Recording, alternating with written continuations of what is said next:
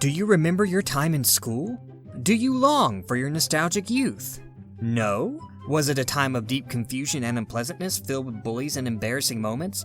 Would you rather do anything to avoid reliving that terrible time in your life? Or are you still trapped in the nightmarish hellscape that is the American public education system? Well, that's okay, because now you can express those pent-up memories and emotions by writing about them. And by express, I mean take petty revenge. Yes, as an author, we can set our story in a fictional school or academy. But unlike real life, we are in complete control and thus can shape the setting, plot, and characters to our liking. That means that it is completely okay to go way overboard with wish fulfillment while indulging in our darkest revenge fantasies. That sounds healthy. After all, nothing says fun quite like the dry, sterile environment of academia.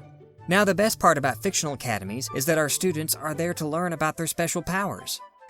Children with superpowers. That sounds like an excellent combination. Children and teens are well known for their excellent judgment and lack of cruelty, so let's instantly give them access to a full array of powers. Now, a few readers might be perplexed by this. After all, shouldn't our protagonist be attending this school in order to learn about their powers, gradually gaining mastery over them through time-consuming practice and careful study? Having a highly detailed training process also gives the reader plenty of time to learn the ins and outs of the story's magic system, while also fleshing out the setting. In addition, it makes the protagonist more sympathetic by actually forcing them to earn their powers while also adding a layer of realism by showcasing the safety procedures the staff have in place to ensure the students don't hurt themselves or each other. But you know what is even better?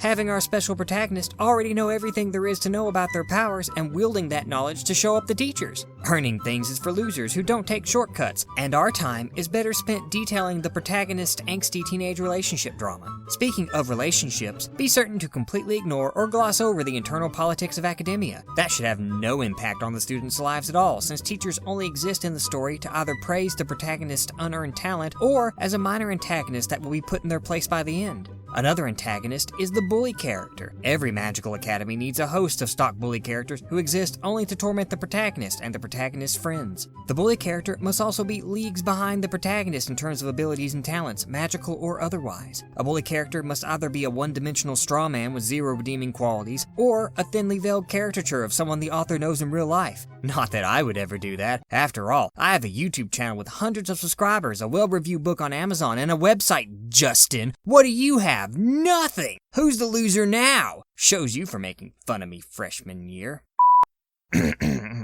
Sorry, where was I? Oh, right. Now the rest of the students should also be stock characters.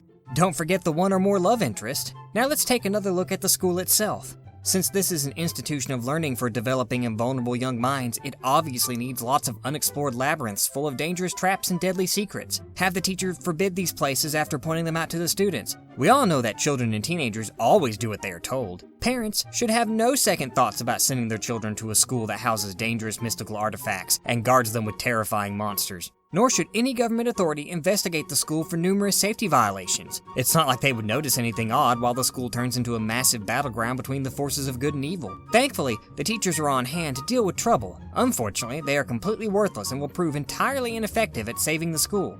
They may even get in the way of the protagonist and refuse to listen to any warnings. In the end, the overpowered protagonist will have to save the day and the school. Don't forget to contrive a way to make sure the protagonist confronts the villain alone. We can't have other characters hogging the glory. After defeating the main antagonist, don't forget to take time to humiliate all of the bullies who picked on me.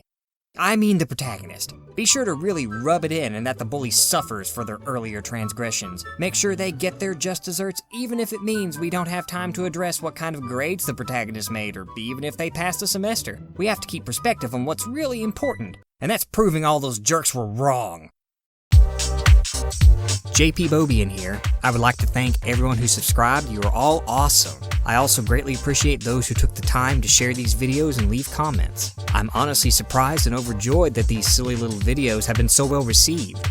There will be more in the future, and I hope to see you there.